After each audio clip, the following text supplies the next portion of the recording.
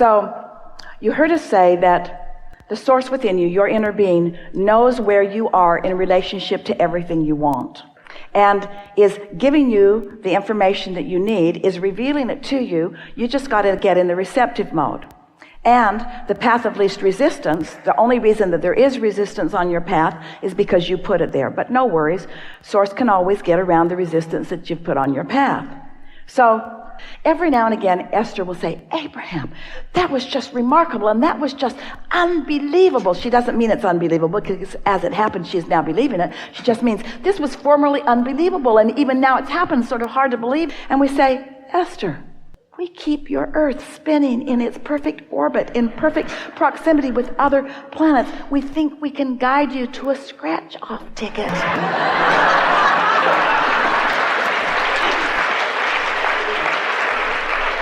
You all just make it harder than it needs to be. In other words, the money could be directly downloaded into your account. You wouldn't have to go through the gyrations that you go through if you believed it. Was it so specific, or was it engineered to get around the resistance that you had in place? Ooh, hear that. It was engineered to get around the resistance that you always have in place. There's always some resistance. It's okay. It's okay. Just try not to wallow in it. And because there's a part of you that still thinks that that was a little bit of chance. In other words, sort of random, and the lottery ticket sort of random, and all sort of random, and nothing's random. Nothing's random. You're good. You're just letting it in as best you can. But when you have experiences like that, and you acknowledge them, and you make the correlation between your desire and your emotion and the inspired action that came as a result of that, before long you can begin to chart a very specific, very cognizant, aware pattern of how it unfolds. And everyone here got it. In other words, it's really easy to understand that. This is the piece, this is the new piece for today that we want to really highlight in a way that you all will never, ever forget it. These are the new pieces to this conversation today. Path of least resistance and path of most allowance are the same thing. So when life experience causes you to desire something, and your inner being joins that desire and holds the vibrational frequency of it, there is a calling to you that you are receiving at different levels of awareness. Once the momentum of it begins to happen, your level of awareness is potentially greater. And so if we were standing in your physical shoes, the question we would be asking is, so how can I do this again and again and again and again and again? And the answer to that is by being general enough that you allow the momentum to get going, and then being alert enough, aware enough to realize that as it is going, that you can feel the momentum of it, that you can actually feel that you're on the path of it, and then deliberately enhancing that feeling of alignment as you go. So, is it more fun to go slow or fast? It's more fun to go slow if you're out of control. Esther got into her little Audi R8, and we promise you, she had no intention of going slow. It sits low to the ground. It is aerodynamically engineered. There is close to no resistance. The transmission and the engine combination in that thing. It is the most energizing physical experience that she has ever experienced, because the creation of it is an example of close to no resistance. She found that she's been driving around in these big buses where when you go around a corner you got to slow way down. Not the R8. Don't need to slow down. She decided to test it to its limits. How fast can I really go around this 45-mile-an-hour curve? 45 seems ridiculous. In a bus, yes, but in the Audi R8, no. In other words, testing the limits. She spent hours one night out in the middle of the desert all alone, taking that off ramp and then driving the 5 miles to turn around, then taking the off ramp again. And she figured that if she crashed and burned, she wouldn't bother anybody because there was nobody else around. She wanted to know, how fast can I take this 45-mile-an-hour corner? And she knew when she'd reached her limit. She could tell that's the last free pass she was going to get. She could feel, because the dynamics, the physics of this time-space reality showed her under these conditions, on this track, it's a highway, on this track, in this car, under these conditions, this is as far as I best go until they devise an even better car or an even more experienced driver. There are a lot of variables there. So that's what you're doing. You're testing your limits. So when we ask the question, is it more fun to go fast or slow? There's no right answer to that, really. Conceptually, fast always feels better, provided there's no resistance. But if there's resistance so that fast makes you uneasy, then you want to slow it down. And so the answer that we want to come back from you is, Abraham, I'm not looking for fast or slow to be the right answer. I'm looking for alignment to be the right answer. I want to go as fast as I can go and not crash and burn. That's really what you want to say. I want the energy to go as fast as it can go and me not offer resistance. So if you've got a belief that has a lot of resistance in it and you beat the drum of a desire, you're setting yourself up for a tug of war, because as you amplify your desire, given the resistance that you hold, now there's more resistance within you and you're not having a fun ride. And so we don't ever want you to believe that your work is to slow down the desire, because you can't really slow it down. But don't try to amp your desire faster than the boundaries of your resistance.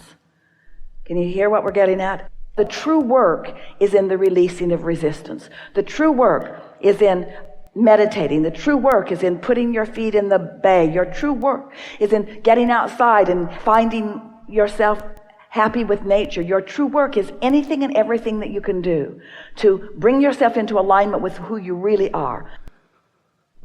When Esther first began receiving us, she didn't have expectations about us, other than she had heard the expression spiritual guide. She didn't really know what it meant. It didn't fit in with other beliefs that she held, and frankly just felt weird, the idea of it. But the idea was enough of a path of least resistance to her that it made her curious and made her want to know more. And so as she meditated, and in the process of meditation quieted her mind, she managed, without even knowing what she was doing, to bring her resistance level way, way down, which made her vibration raise way, way up. And in that process, she began receiving us. And at first, she thought it was her own thought, because she was translating the vibration into thoughts. And so it was her terminology. So it didn't feel amazing. It felt normal. And the normalcy of it sort of threw her, because it just felt normal. When she started writing it or speaking it out loud for Jerry to read, he didn't find it normal. He found it amazing. But to Esther, who was in sync with it at the time she was receiving it, it felt normal. Esther would come off of a platform like this, and she would say, well, that was fun. And Jerry would say, it was fun and it was incredible. And Esther would say, how so? Because to Esther, it just felt normal, until she listened back to it and realized how fast her mouth was moving and how fast her mind was translating and how much information was coming forth in a very short time. So we're happy to give you confirmation that your inner being exists and that you have access to it and that you are receiving the vibration of it and you are accurately translating it. Our encouragement to you is that you have fun with it. There's not something that you are assigned to do with it. It has come in response to your personal requests and will be whatever you want it to be as long as you want it to be it. There's not some assignment. There's not something that you've got to do. There's not something that Source even wants you to do. It's just you finding alignment, and it's for the fulfillment and satisfaction of that which you want. The interesting thing about trying to explain this is that this is a vibration that is not words. And so the words are found by translators like Esther and like you. And so when you are receiving a vibration, you'll find words that match that vibration, especially if you're willing to continue to do it. You will find words that match the vibration. The vibration is the same. The words will be uniquely yours. The translation is uniquely yours. What Abraham is Esther's verbal translation of the vibration of Abraham. Everyone has access to this. Everyone has access to infinite intelligence. Everyone can get into the receptive mode. Everyone can release resistance enough to get into that frequency where you can begin to receive and consistently do it. Yeah. Esther is auditory. She receives the vibration and translates it into the word equivalent. Some are visionary. They sense the vibration and translate it into something that is visual. More and more and more and more are finding themselves in the receptive mode. You just gotta accept that there's more going on than what you can physically explain. You're brilliant and beautiful, but the whole bunch of you haven't managed to scrape enough dirt together to launch another moon into orbit. There is a consciousness that is large and that is larger than the physicality that you know. And so when you begin to get your thoughts around that by exploring vibration, and by exploring vibration in the only real way that you can understand it, which is through emotion, and then tuning yourself by caring about the way you feel emotionally to the frequency of that which you are, the clarity that then begins to come forth is undeniable. You just don't question when you get tuned in to that frequency, you see. This alignment, it either is or it isn't in the moment, depending upon what you've got going on vibrationally. But once you catch a piece of this, and once you recognize it, and once you begin to do it on purpose, and once you tune yourself deliberately, and once you care about the way you feel, and once you meditate consistently, and once you allow yourself to keep your vibrations in check, and once you care about the way you feel, and when you feel things getting a little emotionally out of whack, you do something about it. Once you begin to gain control of your own vibration, and the momentum becomes something that is really consistent, then you become a consistent enough translator of the vibration that you yourself don't doubt it. In the early days, Esther would say, Abraham, am I speaking clearly your words? And every single time our answer to her was yes, even though we knew that her clarity was going to get stronger and stronger and stronger and stronger. Not once did we say, yes, you're doing good, but it'll get better, because she would have focused on what's wrong with what I'm already doing. In other words, it just gets better and better and better until in time, if you were say to Esther, Esther, do you have an inner being? She'd say, yeah. And does your inner being have a name? And Esther would say, the best name that they've been able to give me is Abraham.